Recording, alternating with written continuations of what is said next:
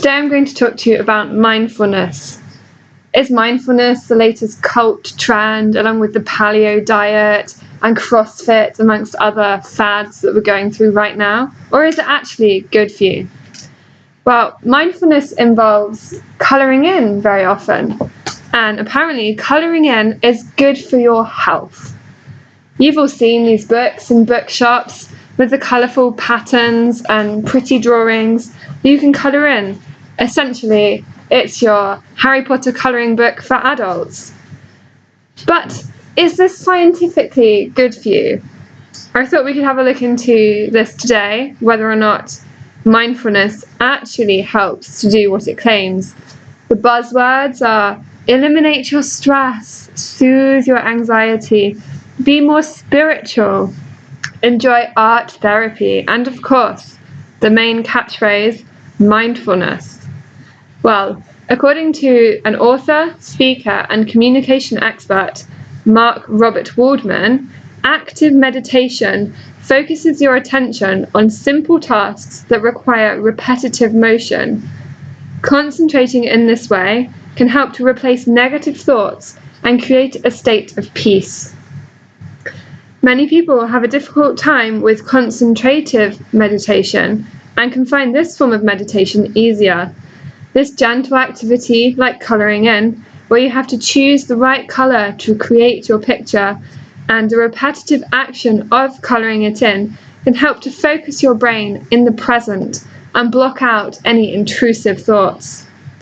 Meanwhile, a recent study from San Francisco State University has shown that people who partake in creative activities outside of work not only deal with stress better, but their performance at work improves too. You need only look at the massive explosion of interest in crafts such as knitting and dressmaking in recent years to see how many people are choosing to occupy themselves in such creative activities. Often these mindfulness colouring books involve a type of art called mandalas. Mandalas are an ancient form of meditative art that helps to draw your eye towards the centre of the picture. It is believed that colouring them in helps to relax the mind, body, and spirit, whilst, of course, allowing you to explore your creative side. I read a blog written by Lucy Fyles, who's 24 years old, and she reviews colouring in books from a mental health perspective. She said, "I have a very active mind, which is made worse by anxiety. It just seems to quieten it down and slow it down. I'll go to a colouring book. I'll be incredibly stressed. I cannot stop the thoughts swirling around in my head. But half an hour later, I feel much calmer. My mind has calmed down." These exquisite art therapy patterns allow you to access your inner creativity, balancing your physical, spiritual, and emotional well-being. This is at least the catchphrase on one of the latest books, which is called Relax with Art and has been published by the Bromleigh House. They say that when you follow the journey of this book, you'll embark on a personal journey, exploring the world of creative art, discovering the secrets of harmony, balance, and tranquility whilst you access your inner voice, whatever your inner voice is supposed to be. And apparently, the French are the pioneers of this new form of stress release for adults. But it's not a silver bullet. Anxious people will still feel worried. They'll feel worried that they're going to mess up their picture. What if you colour one thing green, but then you discover that it's too green, or the green just didn't match the pink you put in the other side of the picture? And also, is it really creative?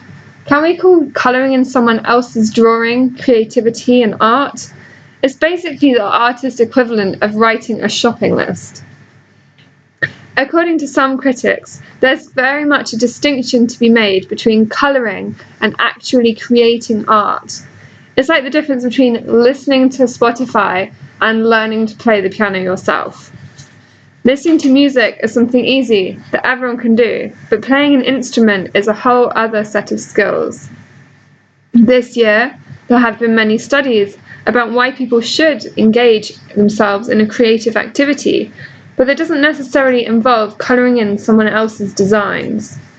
There was a study at the Mayo Clinic in California this spring, and it says that pursuing some form of making art can be very beneficial, but colouring in other people's designs is not necessarily helpful for your mental and physical health. After all, if you're sat there colouring in, you're just squatted over a colouring book, you're not exactly doing any activity or exercise. But what can we do instead? Well, what about meditation? Meditation is one of the most ancient forms of relaxation.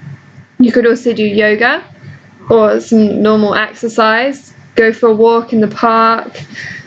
Other things that you can do to relieve your stress, it includes eating bananas and potatoes because they're very high in potassium.